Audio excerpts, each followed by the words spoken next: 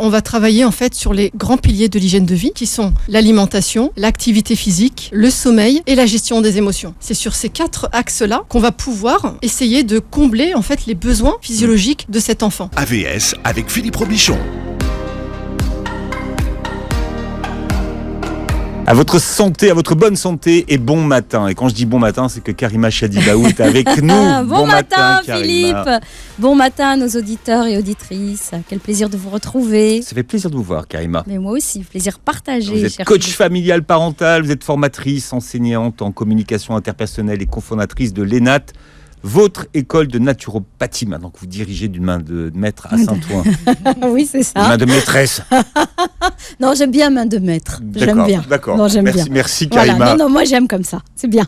Bon, vous savez qu'on aime faire partager avec vous les gens qui vont au bout de leurs idées. Oui. Il faut encourager, parce que souvent les gens ont des rêves, notamment faire des livres, les écrire. C'est pas simple d'écrire un livre, surtout quand on est l'artisan de A à Z de son propre livre. Et vous avez repéré sur les réseaux sociaux un livre, Karima. Absolument. On en a parlé la semaine dernière, voilà. Et je vous ai dit banco. On y va. Ouais, voilà. On encourage. Ouais, exactement. On soutient. On supporte. Exactement. C'est dans notre ADN.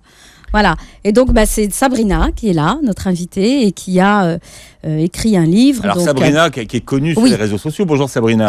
Bonjour. On vous connaît comment sur les réseaux? Alors, alias Sab Heart. D'accord. Parce que le cœur est très important pour moi. D'accord. Mais en English, c'est mieux. Voilà. C'est ça. Oui, ça sonnait mieux, je trouve. Oui, ça va très bien. Alors aujourd'hui, vous êtes naturopathe, vous êtes spécialisé, vous, dans l'accompagnement des enfants, des ados et des femmes qui sont TDAH. On verra pourquoi, et c'est un rapport avec votre histoire. Vous avez d'ailleurs même créé, toujours en rapport avec le cœur, une méthode qui s'appelle Deep Heart. Vous le traduisez comment ?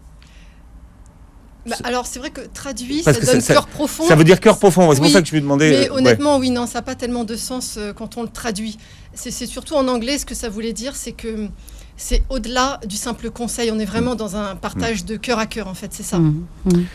Alors vous avez eu plusieurs vies dans votre vie. Vous êtes d'abord juriste de formation, vous avez une première carrière dans la fonction publique. Tout à fait. Il vous arrive ce qui arrive à beaucoup de gens, un burn-out. Et donc, à un moment donné, vous sentez que vous n'êtes plus aligné et qu'il faut sortir de l'autoroute. Exactement. Parfois, il y a des périodes, en fait, où vous sentez que vous n'êtes pas à votre place, mais vous ne franchissez pas le pas de partir. Vous restez. Voilà. Parce que la peur, forcément, le changement. Oui. Et parfois, il faut défaisser du destin. Et pour moi, le burn-out, ça a été en quelque sorte la fessée du destin qui m'a fait dire plus jamais quoi. Plus jamais je revis ça. Ouais. Et c'est ce qui m'a amené à tout quitter, à quitter la sécurité, etc. Et à lancer mon entreprise et à me former à la naturopathie pendant 2 ans. Quand on parle de sécurité, c'est la sécurité d'un salaire qui tombe tous les mois. Voilà, c'est ça, on parle de ça, exactement. Oui, sécurité qui financière et matérielle, qui donne un emploi. Oui, mais clair. On ne dit pas toujours aux gens quel est le prix de la liberté. C'est vrai. On vous vend du rêve, mais après, on ne vous explique pas que peut-être pendant 2-3 ans, c'est compliqué. C'est ça, exactement. La liberté a un coût, en fait. Vous êtes donc formé à la naturopathie. Alors, il y a 2 événements qui sont importants de votre vie. C'est qu'en 2013, on vous diagnostique une maladie génétique. Tout à fait, la maladie d'Ehlers-Danlos, qui n'est pas très connue et qui est une maladie qu'on m'a diagnostiquée après plus de 15 ans d'errance médicale. Donc, et ensuite, j'ai été moi diagnostiquée la première, et ensuite on s'est rendu compte que toute ma famille, quasiment, à part 1 ou 2 personnes, l'avait. C'est pour ça que c'est génétique. C'est voilà, vrai qu'il y a des familles qui ont cette maladie. C'est un syndrome, c'est quoi? Oui, c'est un syndrome. Oui. On l'appelle pas vraiment maladie, mais c'est en fait c'est une maladie quand même du tissu conjonctif. Et comme le tissu conjonctif, c'est quelque chose qui est partout dans notre corps, dans tous les organes, donc ça crée plein de difficultés en fait sur différents systèmes, on va dire. Et si vous êtes là aujourd'hui, alors c'est pour nous parler de votre premier livre qui s'appelle L'enfant TDAH, en route vers le bien-être. J'accompagne mon enfant avec la naturopathie. Voilà. Puisqu'il y a un autre événement qui est important dans votre vie, c'est que votre fils, à l'âge de 6 ans, est diagnostiqué. Alors on pose le diagnostic de TDA. Et alors, moi j'allais dire, mais pourquoi aussi tardivement ? Mais lui, il a été au contraire diagnostiqué très précocement pour un TDA. Bah, pour être honnête, dès les premiers mois de sa vie, j'ai tout de suite vu qu'il était différent. Ça peut paraître en fait surprenant, mais c'est vrai que c'était un bébé qui bougeait sans cesse. Mais quand je te dis mains et pieds, c'était impressionnant. Et donc, au final, plus il grandissait, plus cette hyperactivité motrice était flagrante en fait. Donc, moi, dès la maternelle, alors souvent le problème de ces enfants-là, c'est que quand ils rentrent dans le système scolaire, c'est là que les choses se compliquent, puisque à la maison, on s'adapte un maximum, c'est des enfants avec lesquels on va sortir, etc. Mais par contre, à l'école, évidemment, il y a plus de règles, il y a un cadre qui est plus contraint, et là, c'est beaucoup plus compliqué pour eux. Donc, dès qu'il est rentré à l'école, ça a commencé avec des retours, voilà, il est trop agité, il n'écoute pas, il n'est pas attentif, etc. Bon, moi, déjà, j'avais vu qu'il y avait cette hyperactivité motrice. Donc, en fait, quand il avait 4 ans déjà, moi, j'ai pris contact avec un service hospitalier. Et il y a eu presque 2 ans d'attente. Et c'est pour ça qu'à 6 ans, on a eu le diagnostic. Mais encore une fois, c'est tôt parce que en général, ils sont diagnostiqués bien plus tard. Beaucoup plus tard, oui, vers l'adolescence ou quand il rentre, en fait, vers l'âge de 11 ans, 12 ans, quand il rentre au collège et que les rythmes changent, qu'il n'est pas avec la même maîtresse, par exemple à l'école élémentaire, parce qu'il passe la journée avec la même maîtresse. Mais quand il arrive au collège, où on voit qu'il y a des rythmes, il y a de la rigueur, il y a un emploi du temps et qu'il doit respecter en fait ces différents rythmes et qui ne vont pas avec ses propres rythmes à lui. Et c'est là où les parents se disent tiens, il y a peut-être un problème. Ou que pendant le cours où il doit être concentré pendant 2 heures de maths, par exemple, en cours de maths, et où il va plutôt observer tout ce qui se passe à l'extérieur, ou être sur son téléphone, ou être au téléphone quand il le sort en classe, tout en sachant que c'est interdit, n'est-ce pas ? Bon, s'il a 6 ans, il n'a pas encore de téléphone, rassurez-moi. Non, là, je parle du collège. Vous savez, Philippe, oui, il y a certains enfants qui, à 6 ans, déjà des téléphones. Ils sont hyper connectés, déjà. Mais ces enfants, en fait, vont manifester une agitation, comme l'a dit Sabrina, et qui va plutôt alerter. Et qui n'est pas une agitation naturelle. Quand je dis naturelle, dans le sens qui est commune ou normale, entre guillemets, parce que la normalité, il faudrait aussi la définir, qui est, et donc c'est là où les enseignants ou même les parents vont se rendre compte qu'il y a quelque chose de l'ordre, parce que au niveau de leur sens, de leurs 5 sens, de la réceptivité de toutes les informations et de l'hyperstimulation qu'il y a tout autour, va faire que il va y avoir une difficulté pour rentrer aussi dans les apprentissages. Mais vous, Sabrina, vous ne saviez pas exactement quoi, mais vous saviez que votre enfant était différent quand même. C'est ça. Je n'avais pas de mots dessus. Oui, vous n'êtes pas dit, il est hyperactif. Non, je ne me suis pas dit ça. Mais voilà, je ne comprenais pas pourquoi il se mettait constamment, par exemple, en danger sur des choses sur lesquelles il s'est déjà fait mal, par exemple. Vous voyez, ça, c'est typique de l'impulsivité. Un enfant classique, il va se faire mal une fois. Alors, vous voyez, parce que l'impulsivité, c'est quelque chose que vous mettez à côté de l'hyperactivité. Oui, parce qu'en fait, alors, le trouble de l'attention, on l'appelle avec ou sans hyperactivité, parce que dans mon cas, mon fils à moi était hyperactif, mais tous les enfants qui ont ce trouble de l'attention n'ont pas cette hyperactivité. Ouais. Il y en a qui sont pas agités en fait. Mais l'hyperactivité et l'impulsivité, c'est la même chose ? Non, pas tout à fait. Non, l'hyperactivité, c'est vraiment plus moteur, c'est-à-dire que vraiment besoin de bouger physiquement. L'impulsivité, c'est plus le fait que c'est des enfants qui passent à l'action avant de réfléchir en fait. Vous voyez ?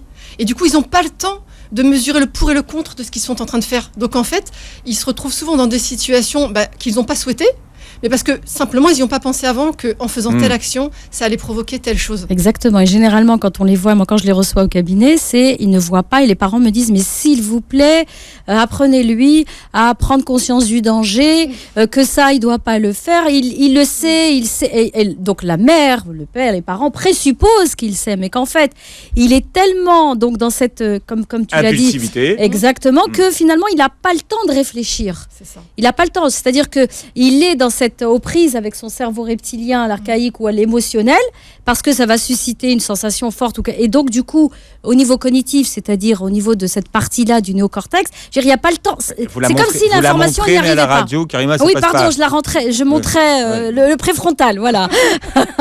Tellement l'habitude d'être filmé, n'est-ce pas ? Voilà.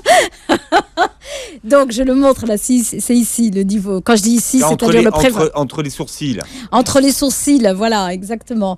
Et on l'appelle le cortex orbitofrontal. Voilà. pour être clair.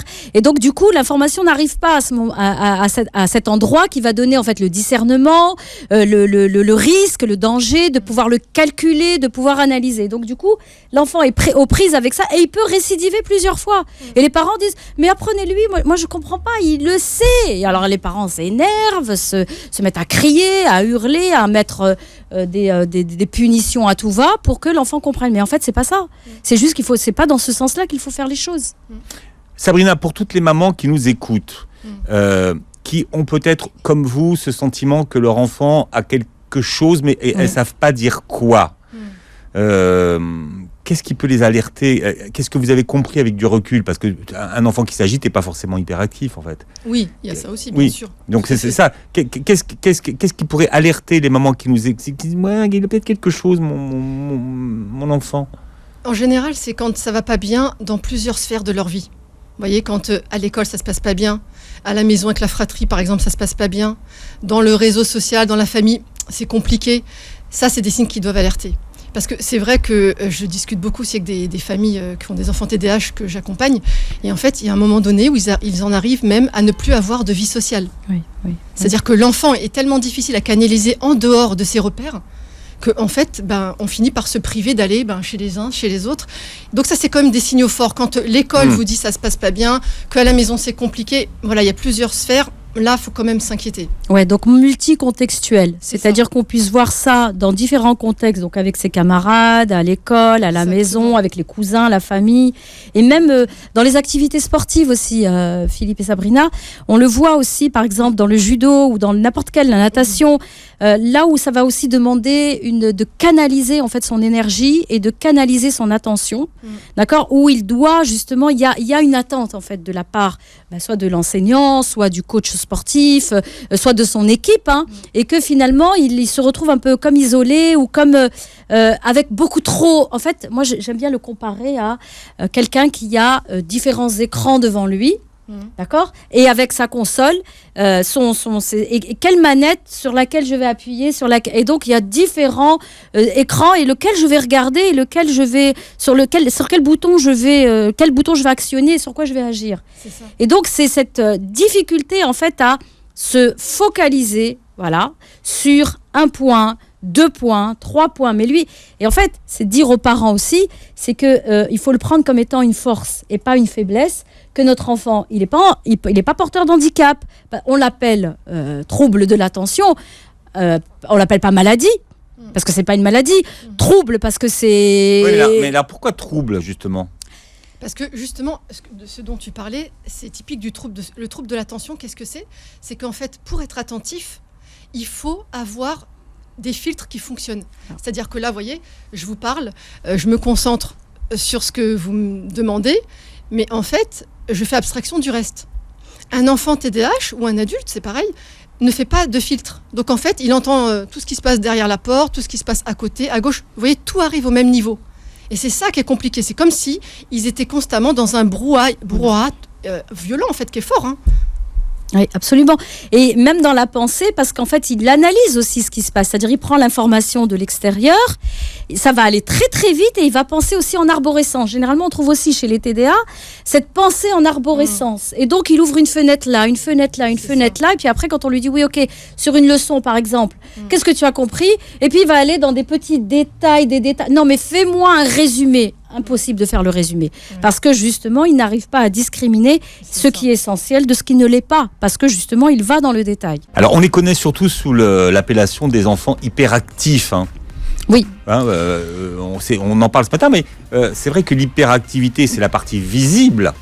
Mais il y a d'autres symptômes qu'on voit moins. Absolument. Dans ces enfants TDA avec ou sans. Pas. Hyperactivité. Et c'est vraiment quand on parle de cette attention, cette capacité en fait, parce que les psychologues ont vu, il peut se passer des tests, les neuropsychologues et les neurologues aussi, cette capacité en fait de maintenir notre attention, elle va varier selon les âges. Et généralement les enfants qui ont un déficit de maintien de cette attention, déjà de la capter, on le voit déjà à la maternité, quand le pédiatre vient faire passer certains tests au bébé, exactement, avec au niveau des yeux, est-ce qu'il suit l'objet ou pas, l'exercice quand on va à la PMI, et l'exercice avec les petites vaches là qui font meuh, est-ce qu'il se retourne quand il entend, et puis les bâtons de pluie et tout ça. Alors moi je me souviens, je faisais tous ces tests-là, pour voir est-ce que l'enfant justement... suit et cette capacité à maintenir son attention. C'est pour ça que moi je dis souvent aux parents d'enfants, alors bien sûr à l'école tout le monde va dire ah mais il est hyperactif, c'est l'étiquette qu'on pose sur tous les enfants. D'abord c'est l'étiquette qu'on pose. C'est l'étiquette qu'on pose dès qu'il remue un petit peu. Dès qu'il remue un petit peu, on dit il faudrait peut-être vous l'emmener voir un psychologue, il est peut-être hyperactif. Non, il est peut-être hyper stimulé, oui. Peut-être, mais il est peut-être pas hyperactif. C'est pas, je veux dire, il y a quand même des batteries d'examens à passer. Les enfants, moi, que j'accompagne, ils passent leur journée à l'hôpital, en hôpital de jour, et ils passent devant plusieurs spécialistes avec des tests très pointus pour ensuite pouvoir poser ce diagnostic-là. Donc, nous, en tant que parents, on va être, comme on l'a dit tout à l'heure, sensibilisés sur certaines choses, avoir cette sensibilité critique à observer son enfant et à remarquer les différents dans les contexte, comment est-ce qu'il réagit, comment est-ce qu'il prend l'information, comment est-ce qu'il la restitue, comment est-ce qu'il rentre en relation avec les autres. Parce que la plupart du temps, les enfants atteints d'un trouble vont être maladroits, vont bousculer, mais oui, mais c'est mon copain. Et puis boum, ils n'ont pas cette notion en fait de la distanciation sociale ou de la. Ouais. Voilà, exactement. C'est ça. Il leur manque ce frein en fait. C'est ça. Tu vois, voilà, même dans le sentiment positif en fait. Ils ne savent pas faire. Oui. Il va dire je t'aime trop, puis il va le prendre, il va l'étouffer. Il va dire il dit mais je vais exprimer comment je l'aime. Il étouffe presque son petit frère, petit bébé. Alors les parents en panique. Est-ce qu'on a un psychopathe à la maison peut-être ? Non. C'est juste simplement cette capacité à canaliser en fait leur énergie. Alors Karima, nous avons avec nous aujourd'hui sur ce plateau Sabrina, alias Sab Heart sur les réseaux sociaux, qui est spécialisée, elle, dans l'accompagnement des enfants, des ados et des femmes qui sont justement avec ce syndrome, ce trouble, mais avec la naturopathie. Oui. Et montrer le livre que vous publiez, voilà. L'enfant TDAH en route vers le bien-être, et c'est surtout cet accompagnement et spécifique avec la naturopathie. Comme vous le précisez, ça ne se substitue pas à une autre prise en charge. Ça, c'est un accompagnement complémentaire, qui est le fruit de votre expérience. Et c'est ça qui est magnifique, c'est le fruit, c'est-à-dire qu'elle l'a vécu, Sabrina l'a vécu dans sa chair, dans ses cellules, et de mettre en place et d'être à la recherche de moyens pour accompagner son enfant. Et donc, moi, je le dis tout le temps, Philippe, il n'y a pas mieux que l'instinct maternel, n'est-ce pas ? Donc elle l'a dit tout à l'heure, qu'elle l'a su dès le début, qu'il y avait quelque chose. Moi, j'ai eu l'expérience d'une enfant, une de mes filles est dyslexique, et je me rappelle, je sens qu'il y a un truc. Oh, mais Madame Baou, votre fille, elle va pas passer le bac. Oh, mais Madame Baou, et tout le temps renvoyée dans les... Comment on dit déjà l'expression ? Dans les cordes, voilà. Ça vous va les cordes ? Et de dire, ça me va les cordes, voilà. Chose, sinon la boxe... non, ça me va, Philippe. Et donc d'être vraiment et de sentir qu'il y a quelque chose. Et là, c'est l'expérience de Sabrina avec son enfant, de qu'est-ce qu'elle a mis en place, et notamment donc de pouvoir partager en fait cette expérience et de pouvoir partager ce que vous avez mis en place, ce que tu as mis en place, parce qu'on est tutoyé. Voilà. C'est trop chic de se tutoyer à l'antenne. Vous expliquez, Sabrina, que la période qui précède le diagnostic est une période délicate à gérer. Pourquoi est-ce que c'est cette période-là qui est délicate à passer ? Parce qu'on n'a pas d'explication, on n'a pas de mots, on ne sait pas ce qui se passe en fait. Donc en fait, vous avez beaucoup de retours négatifs qui arrivent notamment par l'école, etc. Vous êtes fait, on va dire entre guillemets, affiché par les maîtresses. C'est le moins qu'on puisse dire, tout à fait. En fait, quand vous êtes la maman d'un enfant TDA, surtout avec un H, vous passez au tribunal populaire chaque jour. Oh là là, c'est terrible ça. Voilà, chaque jour, dès que vous sortez de chez vous, ça commence. Voilà. Alors, il suffit des fois que vous ayez juste dans un magasin et puis voilà, que votre enfant commence à toucher parce que ils sont tactiles, quoi. Donc, t'as beau lui dire on touche pas, etc. Vous avez toujours quelqu'un qui a une opinion, hein, tu connais, oui. Le regard des gens, etc. À l'école, c'est pareil. Souvent, parfois, j'ai eu des maîtresses très indélicates. Elles attendent pas que de t'isoler, tu sais, pour te parler. Donc, devant tout le monde, elles t'annoncent la couleur. Et toi, tu sais pas quoi dire parce qu'en fait, tu as posé le cadre que tu pouvais. Tu sais que tu n'es pas laxiste. Tu sais que tu fais tout ce qui est en ton pouvoir pour que cet enfant aille bien. Et finalement, tu obtiens pas quelque part les fruits de tout ça, Oui. et t'as pas de mots. Là, c'est très très dur, oui. C'est pour ça que les parents doivent s'armer vraiment, je dis vraiment armés, de patience, et d'être vraiment resté relié à l'intention du bien-être de son enfant, et de faire des enseignants et de toutes les autres adultes en fait qui encadrent l'enfant et qui sont dans son entourage, d'en faire des alliés. C'est pas évident, parce que j'imagine ce que tu as pu vivre, parce que on te renvoie à l'image de il est mal éduqué, il a pas de limite, elle tient pas ses gosses. Elle tient pas ses gosses, et on va pas se balader dans la rue avec notre dossier médical, d'accord, que mon enfant est un TDA, mon enfant est un... Non, c'est franchement, et on en parlait tout à l'heure en antenne, Philippe, avec Sabrina, que le diagnostic pour ton enfant a été posé assez tôt, et que c'est que récemment qu'on parle de ces symptômes, de ces syndromes, de ces symptômes et de ces troubles. Ça fait pas beaucoup de temps. Avant, c'était... Sur l'hyperactivité, si. On en parle depuis un moment. On en parle depuis un moment, mais tout de suite, on va les mettre sous médicaments, Philippe. C'est-à-dire qu'on va régler le problème d'une manière chimique. Ritaline ou pas. Voilà, Ritaline ou pas. Mais on rentre pas dans... Qu'est-ce que vit cet enfant ? C'est seulement avec l'arrivée aussi et la vulgarisation, je vais dire ça comme ça, et la démocratisation des outils de neurosciences qu'on arrive maintenant et qu'on trouve sur le net des conférences qui parlent de ça, où on va déculpabiliser les parents et dire attendez, c'est pas votre éducation qui est mise en jeu, c'est pas de votre faute. En plus, c'est un facteur, c'est héréditaire, donc c'est génétique. On se rend compte que forcément un des deux parents est porteur aussi de ce trouble-là, et donc de pouvoir travailler dessus, d'avoir vraiment des outils. Je me souviens d'une expérience, Philippe, que j'ai eue avec un jeune garçon de 9 ans qui, alors je vous dis, quand il arrive au bureau, il me retournait mon bureau. Mais je savais, j'ai ce temps-là avec lui. J'ai dit, allez, moi je me mets aussi, je suis un peu hyperactive aussi, voilà, en mode tornade. Et j'avais demandé à la maman d'aller voir, parce que moi je ne suis pas neuropsychologue, de demander de faire des tests, une batterie de tests, juste pour qu'on puisse, parce qu'avec cet enfant, j'ai pratiqué toutes les thérapies en fait, cognitives et comportementales, et notamment de libération émotionnelle, de FT, bref, de neurothérapie. Et ce petit garçon était inscrit, donc la maman avait inscrit à l'hôpital, donc le Robert Debré. Et ce jour-là, mais vraiment, l'hôpital m'appelle et il me dit, mais madame, voilà, on a eu vos coordonnées par la maman du petit. Donc c'est le professeur qui m'appelle et il me dit, voilà, on voudrait savoir parce que on a remarqué des changements. Alors moi j'ai dit, oh là là, ça y est, c'est le professeur qui m'appelle. Moi, dans mon petit cabinet, à faire un peu de FT, de mouvements oculaires, de tapping, de clapping, des choses comme ça. Et il me dit, écoutez, on a eu des résultats incroyables.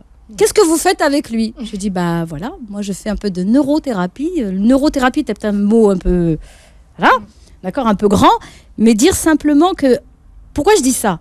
Pour dire aux parents que ce n'est pas une fatalité et que si votre enfant exprime telle ou telle chose, et comme toi Sabrina, tu as accompagné ton enfant et que tu accompagnes aussi d'autres familles, de dire c'est pas une fatalité, il y a des solutions et il y a, quand on a compris ce qui se passe et comment ça fonctionne, comment ça se déclenche, comment ça se maintient, comment l'aider à réguler tout ça, tout se passe bien. C'est ça, c'est vrai que c'est un trouble dont on dit qu'on ne guérit pas, mais néanmoins, on peut moduler l'intensité du symptôme. Et ça, c'est important. Parce que moi, avec tout ce que j'avais mis en place, si tu veux, on a tellement amélioré la situation que ça devenait vivable, que ce soit à l'école ou à la maison. Il y avait moins d'anxiété, on a amélioré sa qualité de sommeil, par exemple.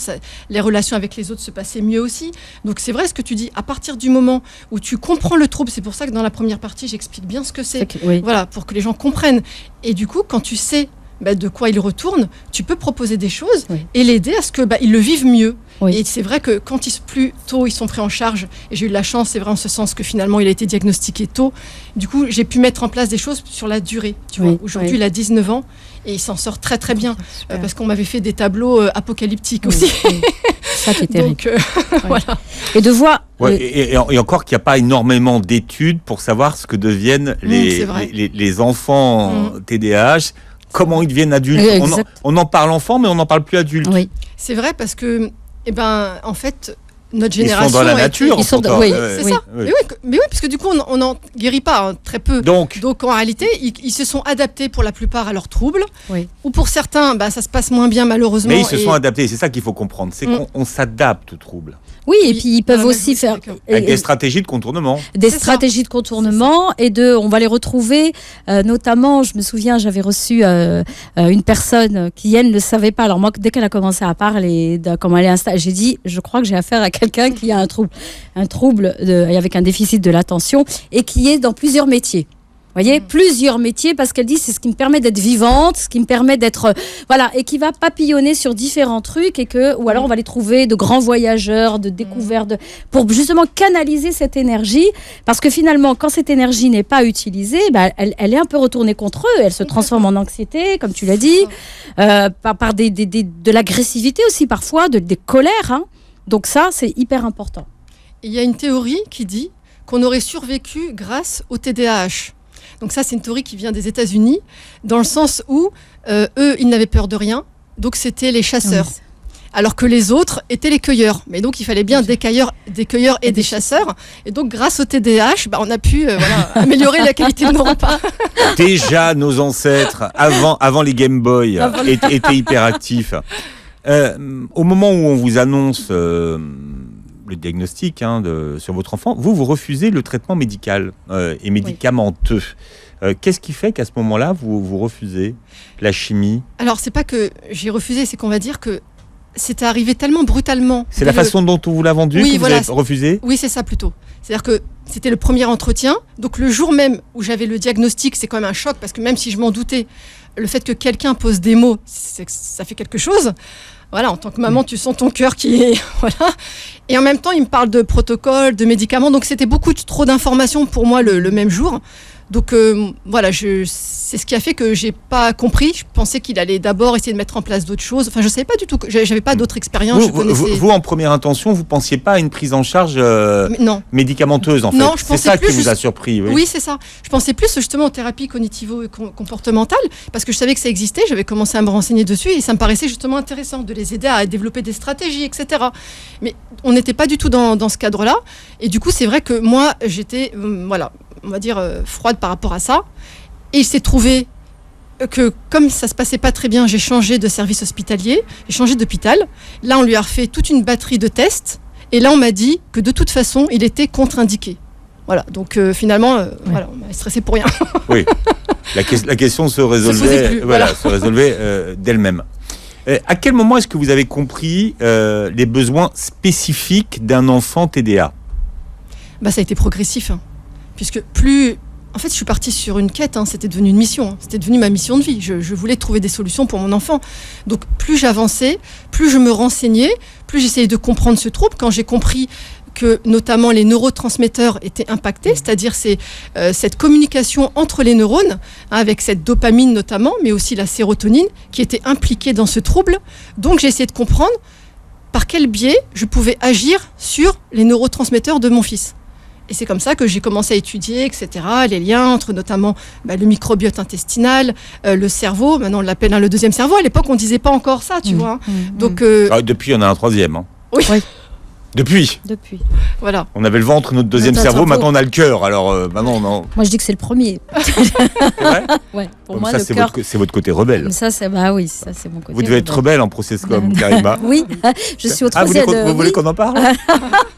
Non, on attendra avec Patrick. On va attendre Patrick pour en parler. Voilà, et nous parlons donc des enfants avec un trouble de l'attention, mais hyperactif ou pas, et surtout de ce que peut apporter la naturopathie et en quoi c'est un outil efficace pour accompagner ces enfants. Alors nous avons Karima Chadibabou qui est avec nous et nous avons Sabrina qui est avec nous également, Sab Heart, que vous suivez sur les réseaux sociaux et qui vient présenter son premier livre. C'est un livre-outil finalement, un outil qui n'existait pas, et puisque l'outil n'existait pas, vous l'avez inventé. Ça s'appelle L'enfant TDAH en route vers le bien-être. On le trouve où, Sab, votre Alors il est en livre version numérique en fait sur mon site internet. Voilà, il y a même des bonus numériques pour ceux qui veulent. Voilà, oui, il y a 3 audios qui l'accompagnent en fait avec mes conseils plus de maman. Là, on va dire que c'est le regard de la naturopathe. Et j'ai voulu donner des conseils aussi avec mon regard de maman lié à mon expérience. Bon, alors on a appris qu'il y avait un côté héréditaire de la maladie. Ça, c'est quelque chose qu'on sait depuis peu, hein, d'ailleurs, sur l'hérédité de la maladie. Vous vous êtes intéressé au déficit de certains neurotransmetteurs, d'accord ? Donc, une fois que vous avez l'information, comment est-ce que vous la prenez en charge en tant que naturopathe ? Sur quoi est-ce que vous travaillez ? Alors, on va travailler en fait sur les grands piliers de l'hygiène de vie, c'est-à-dire qui sont l'alimentation, l'activité physique, le sommeil et la gestion des émotions. C'est sur ces 4 axes-là qu'on va pouvoir essayer de combler en fait les besoins physiologiques de cet enfant.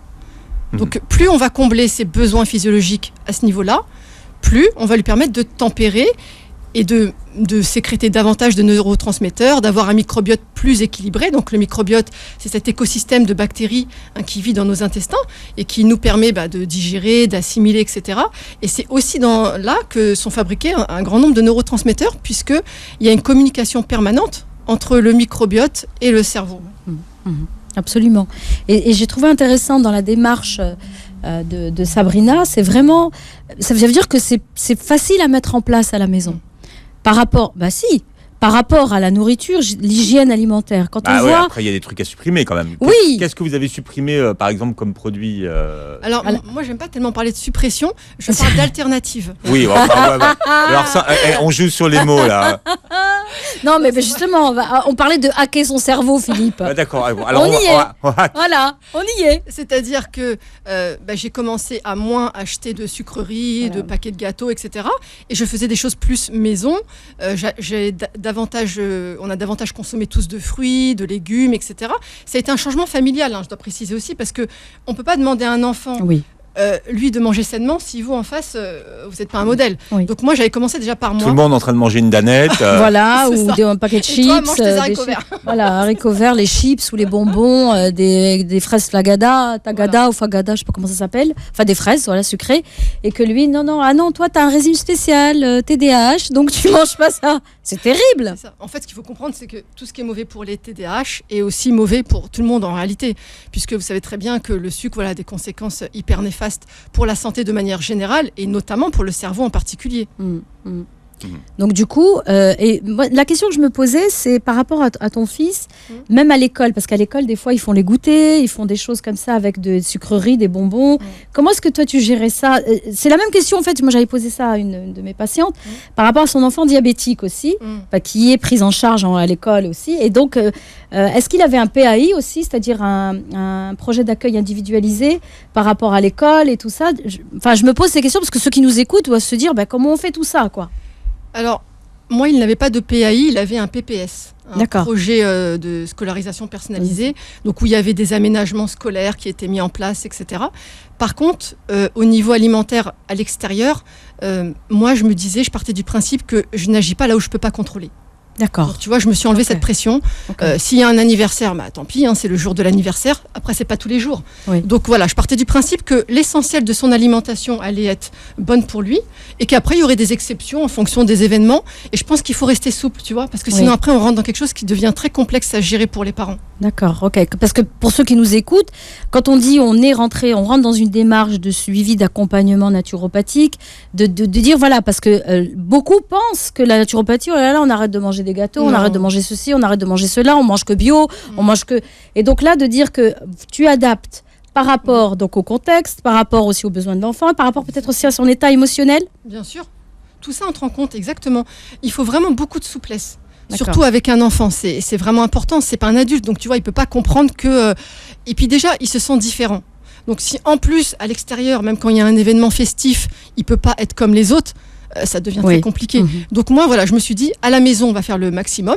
Après, quand il est à l'extérieur, c'est pas grave. D'accord.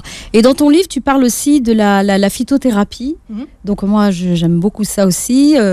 J'ai même pensé à quelle pierre, la gémologie aussi.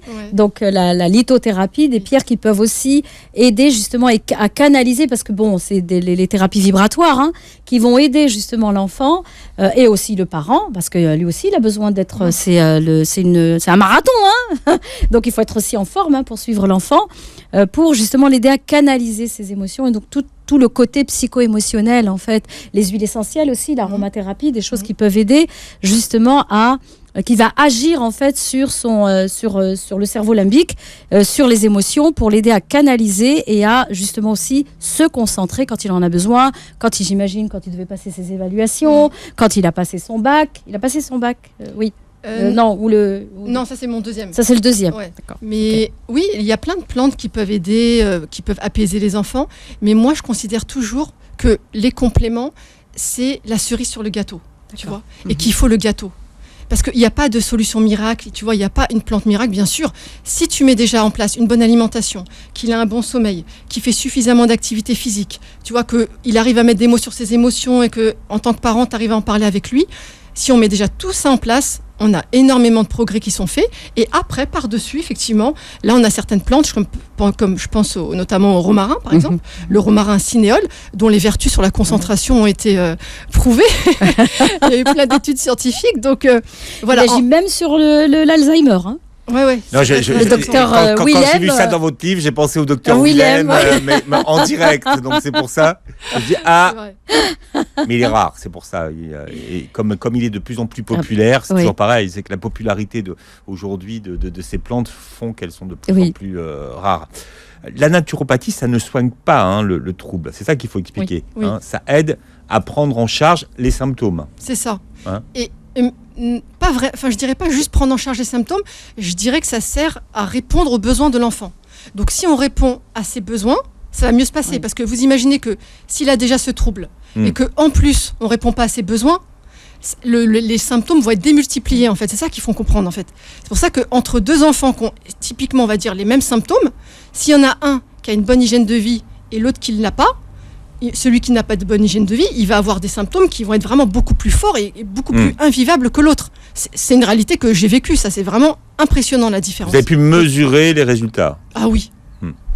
Et en plus développer aussi chez certains enfants, s'ils sont plus anxieux donc, ou plus agressifs, avec un tempérament colérique, qui vont développer soit de la violence, soit ou de l'anxiété, donc une dépression aussi, et donc il va affecter directement l'estime de soi. Et souvent, moi, ce que j'ai remarqué, c'est que les enfants, justement, atteints de ce trouble, vont développer, en fait, une mauvaise estime d'eux-mêmes, c'est-à-dire ne pas connaître leur valeur personnelle. Là où je vais, je dérange. Là, je suis pas voulu, j'ai pas ma place.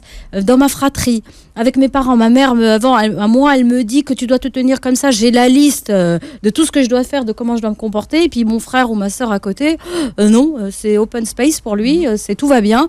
Donc, c'est des situations d'injustice et qui peuvent développer chez l'enfant donc comme un rejet, une blessure de rejet, une blessure. Donc ça, faut être très vigilant par rapport à ça. Et il est capable de comprendre, de dire, ben voilà, on est tous uniques et différents. Et donc toi, dans ton unicité, voilà comment ça se passe. Et voilà ce qu'on va pouvoir faire ensemble pour que ça se passe bien. Qu'est-ce que vous avez dit à votre petit garçon? Parce qu'on croit toujours que les enfants qu'on emmène à l'hôpital, qui font plein d'examens, qu'on peut parler devant eux sans qu'ils comprennent. Alors que les enfants comprennent très très bien. Qu'est-ce que vous lui avez dit pour lui expliquer son trouble? Qu'est-ce que vous avez utilisé comme mot? Alors, j'ai plus le souvenir exact, mais en tout cas, je sais que je lui ai très vite expliqué les choses en fait. Parce qu'il vous a demandé pourquoi? Ben, pas vraiment. Il se trouvait que, parce qu'il y a plusieurs types de tempéraments, moi c'était un tempérament introverti le mien. D'accord. Donc moi c'était pas quelqu'un qui mettait des mots, cet enfant-là, donc justement il fallait l'aider. Et pour cela, je lui ai expliqué, voilà, toi tu es différent parce que voilà, tu vas plus vite, etc. Tu es plus costaud, tu vas plus loin, tu comprends plus vite en fait. J'ai essayé de donner le versant positif de ce qui est soi-disant un symptôme en fait, parce qu'en réalité c'est considéré comme un handicap invisible, mais dans notre société. Je veux dire, si je l'emmène dans une tribu papou au fin fond de l'Afrique, croyez-moi qu'il n'a pas d'handicap. C'est clair. Il va très bien se débrouiller. La question du contexte. Voilà. C'est approprié ou pas au contexte. C'est ça. Donc c'est vrai que voilà, ça pose plein de questions aussi philosophiques, parce que finalement, voilà, à partir de quand on rentre dans la norme, qui la définit, pourquoi. Et c'est ça, en fait, c'est plus une singularité, mais dans ce monde, on a peut-être besoin de chacun et que voilà. Ah bah oui, ça, absolument. Et on en parle tous les mercredis. Et on a quand même la chance de vivre dans une société qui s'est quand même réveillée sur tous ces sujets. Imaginez qu'à 40 ou 50 ans, les enfants, ils passaient sous les radars. Ah, ça c'est clair. Bah oui. Qu'est-ce qu'il a fait comme scolarité, votre petit garçon? Alors, du coup... Parce que vous vous êtes posé la question de savoir si vous deviez le maintenir en classe ou pas? Ah bah oui, ça s'est posé, parce que l'école et lui, clairement, voilà, c'était pas une grande histoire d'amour. Et je pouvais comprendre. Hein, c'est-à-dire qu'à un moment donné, j'ai compris, voilà, moi qui étais l'élève parfaite, qui avait suivi tout le circuit, tu sais, L'enfant modèle. Voilà, c'est ça. J'ai dû, un peu, me challenger au niveau de mon propre cerveau. Ces enfants-là vous transforment en tant que parent. Vous aviez des idées bien arrêtées sur certaines choses. Là, il va vous faire voir la vie d'une façon, mais totalement différente. Et j'ai compris que j'allais pas le pousser vers ce qui, de toute façon, ne lui apportait aucun plaisir et était plutôt une source de souffrance pour lui. Donc, finalement, il a trouvé sa voie après avoir été déscolarisé pendant 2 années. À quel âge ? Il avait 17 ans. Oui, en fin de parcours. Il a quand même eu un parcours. Ah oui, il a eu un parcours linéaire. Il a franchi linéaire, il a franchi toutes les classes. Jusqu'à la classe de première. Voilà. Donc, et puis finalement, je voyais que je me disais, ça mène nulle part. Finalement, il a tenté la voie professionnelle. On a testé. Il n'avait pas trop d'idées. Ça lui a pas plu. Donc je lui dis, c'est pas grave, au moins on a tenté. Donc on s'est pas trop pris la tête. Et ensuite, ça a été compliqué parce qu'on a déménagé plusieurs fois et ça s'est passé en même temps qu'il y a eu ce déménagement. Donc le passage de la région parisienne à la Normandie, ça a été un petit peu douloureux. Et du coup, je lui ai laissé après le temps et je lui ai dit, écoute, quand ça va venir, ça va venir. Il a voulu faire un voyage en Afrique parce qu'il avait un ami qui était comorien. Il était aux Comores. Et quand il est revenu du Comore, il m'a dit, ça y est, je sais ce que je veux faire. Il n'y a aucun rapport entre son choix et les Comores, mais néanmoins, ça l'a guidé. Donc en fait, il m'a dit, voilà, je veux être garde du corps. Oui. Alors j'ai pensé que c'était un hommage à sa maman, parce que vu que j'ai passé son enfance à le protéger des dangers. Donc, en fait, si ça vous arrange, pensez-le. C'est ça. Donc en fait, il vient d'obtenir juste là, son titre professionnel d'agent de sécurité privée. C'est la première étape, et ensuite il va pouvoir passer à garde. De l'utilité des voyages, on dit que ça peut. Alors maintenant, on utilise l'expression de voyage transformationnel. Oui, absolument. Karima. Mais c'est vrai que parfois, un voyage et de vous sortir de votre milieu quotidien, ça peut vous remettre les idées en place. Hein. Complètement. Complètement. En tout cas, pour nous, ça a été totalement salutaire.